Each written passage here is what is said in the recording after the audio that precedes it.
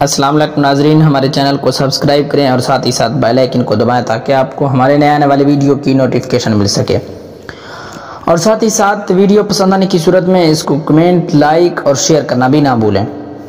11ویں صدی عیسوی کے آخر میں سے صلیبی جنگوں کا آغاز ہوا اور یہ سلسلہ 13ویں صدی عیسوی کے آخر تک جاری رہا۔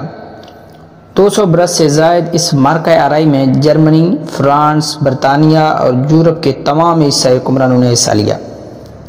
ان صلیبیوں کا مقابلہ عماد الدین زنگی، سلطان نور الدین زنگی اور سلطان صلاح الدین ایوبی جیسے مجاہدوں نے کیا۔ ایوبی خاندان کے بعد مملوک ترک صلیبیوں سے نبرد آزما رہے۔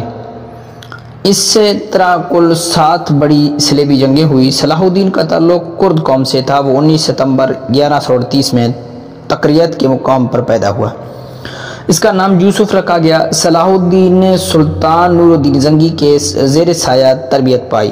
1160 میں جب صلیبیوں کو صلاح الدین نے مصر سے نکال باہر کیا تو خلیفہ الزید الدین نے یوسف کو ملک الناصر صلاح الدین ایوبی کا نام عطا کیا۔ اس وقت صلاح الدین ایوبی کی عمر 22 سال تھی۔ سلطان نور الدین زنگی کی طرح صلاح الدین ایوبی کو بھی بیت المقدس سے عشق تھا۔ بیت المقدس یہودیوں، عیسائیوں اور مسلمانوں کے لیے خاص اہمیت کا حامل شہر ہے۔ یہودی اسے یوں مقدس سمجھتے ہیں کہ یہاں حضرت سلیمان علیہ السلام نے عظیم الشان عبادت گاہ ہیکل سلیمانی بنائی تھی۔ عیسائی اسے اس طرح اہم جانتے ہیں کہ یہاں حضرت عیسیٰ علیہ السلام نے تعلیم و تبلیغ کا سلسلہ جاری رکھا تھا، اور مسلمانوں کے لیے یہ شہر اس لیے مقدس ہے کہ اس سے قبلہ اول سے سرور کونین حضرت محمد مصطفیٰ صلی اللہ علیہ وآلہ وسلم نے سفر معراج کیا تھا۔ پاک ذات ہے وہ جو اپنے بندے کو راتوں رات مسجد الحرام سے مسجد الاقصی تک لے گیا، جس کے ارد گرد کو ہم نے بابرکت بنا رکھا ہے تاکہ ان کو ہم کچھ اپنے عجائب دکھائیں۔ بے شک اللہ تعالیٰ سب سننے والا اور دیکھنے والا ہے۔ 638 میں خلیفہ الثانی امیر المومنین حضرت عمر رضی اللہ عنہ نے بیت المقدس فتح کیا۔ اس فتح کے نتیجے میں مسلمان اور عیسائی جہاں پر پرامن طریقے سے رہنے لگے۔ یہودی، عیسائی اور مسلمان دیگر علاقوں سے جہاں زیارت کے لیے آتے رہتے تھے۔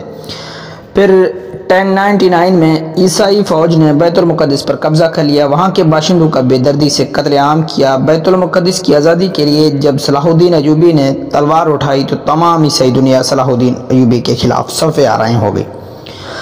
صلیبی فوج کی تعداد 10 لاکھ سے زائد تھی، جبکہ صلاح الدین ایوبی کا لشکر 40,000 سپاہیوں پر مشتمل تھا۔ صلیبیوں کے پاس جدید ترین اسلحہ تھا اور باعمل اہل ایمان کے پاس صرف برہنہ تلواریں تھیں، اور اللہ کی ذات پر غیر متزلزل یقین یہ وہ ہتھیار تھے جن کے بھروسے سے صلاح الدین ایوبی نے تیسری صلیبی جنگ 1187 میں وہ عظیم الشان فتح حاصل کی جس کی سوزش سے آج بھی عیسائی دنیا کے سینے جلتے ہیں۔ زخموں کی اس جلن کو مٹانے کے لیے عیسائی دنیا نے دوبارہ صلیبی جنگوں کا آغاز کر دیا۔ افغانستان اور عراق اس کی تازہ مثالیں ہیں۔ ان صلیبی جنگوں سے نمٹنے کے لیے ایک مرتبہ پھر فاتح اعظم صلاح الدین ایوبی جیسے مجاہد اسلام کی ضرورت ہے۔ بقول علامہ اقبال خان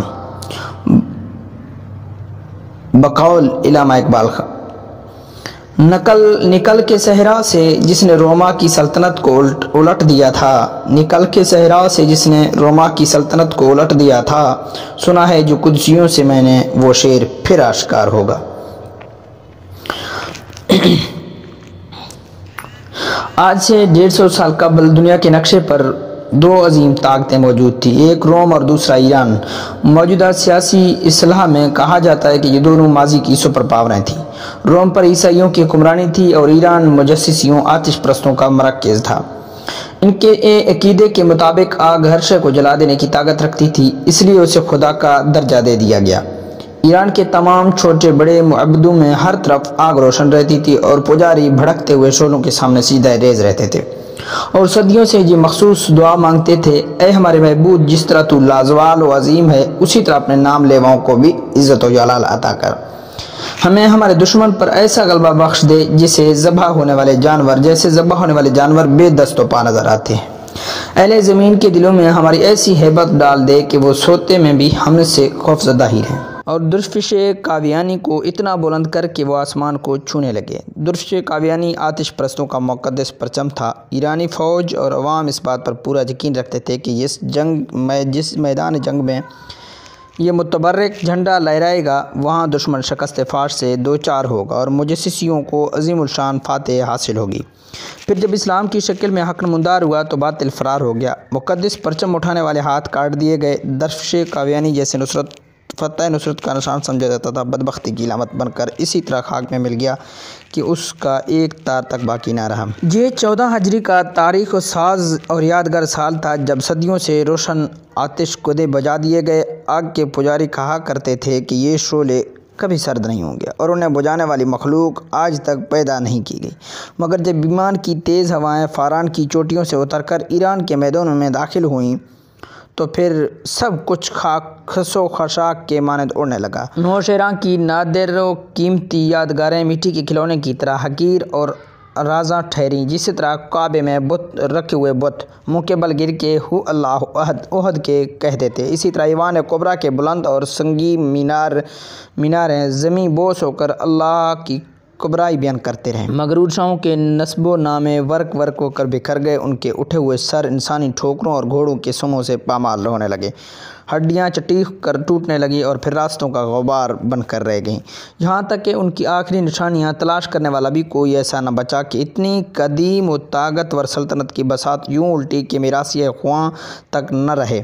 ماتم گساروں کو بھی مفاقات عمل کے قانون نے کھا لیا۔